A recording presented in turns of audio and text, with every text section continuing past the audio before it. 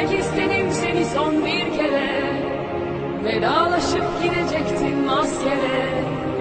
Çıkmadın, benim için pencereye çıkmadın. Bir kez olsun gözlerime bakmadın. Nedense sen beni hiç takmadın. Fark etmez, o kız seni sevmese de fark etmez. O kız sana bakmasa da fark etmez. Kardeşlerim seni asla terk etmez.